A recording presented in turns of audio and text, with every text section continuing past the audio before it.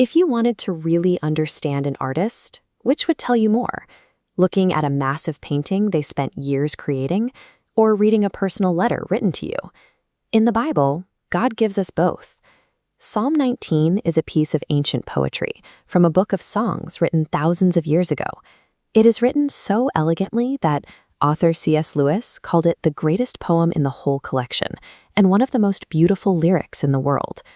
The first 6 verses of the poem act like a telescope, aiming our attention outward toward the vastness of everything God made. The text tells us that the heavens and the firmament are declaring God's handiwork.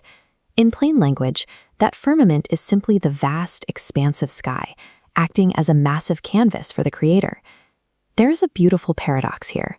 The sky is constantly communicating, shouting about God's intricate design, yet it does all of this without uttering a single audible word.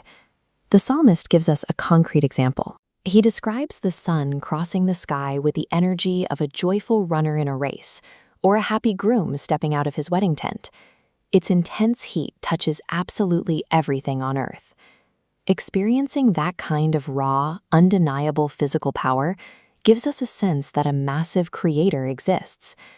But a silent sky, no matter how big, cannot tell us how to actually live our daily lives. To find that out, we have to put away the telescope and zoom in closer. Starting in verse 7, the poem steps away from the cold, distant universe and zooms in on warm human history. As this linguistic breakdown shows, the text suddenly shifts the name for God. In the first half, the sky points to a generic title, El.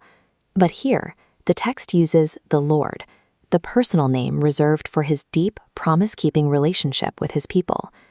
This section focuses on the Torah, loving, personal instructions meant for a good life.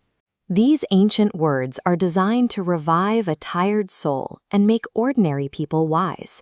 The psalmist calls these fair ordinances sweeter than dripping honey and more valuable than fine gold.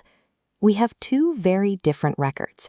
Creation is a general, silent masterpiece that everyone can see. The Torah is a specific, spoken love letter given directly to humanity. The cosmos proves the immense scale of the Creator, but these written instructions prove his personal care, providing the exact roadmap we need to thrive. We have looked through the telescope at the cosmos, and we have put on our reading glasses for history. Now the poem completes its journey by pulling out a microscope to examine the individual human heart. In the final 4 verses, the focus lands squarely on the person reading the text. Think of these perfect instructions as a brightly lit mirror. When you hold your own life up against that kind of flawless standard, you start to notice the cracks and smudges you usually miss. The poem shifts from looking at God's perfection to acknowledging our own mess. This balance scale illustrates the weight of those imperfections. On one side, we have transgressions, the times we intentionally step out of bounds. On the other side, we have hidden faults, the unintentional mistakes and selfish habits we don't even realize we have. Both weigh down the soul, and both require forgiveness. As biblical scholar Bruce Waltke summarizes, we live in a noisy, confusing world.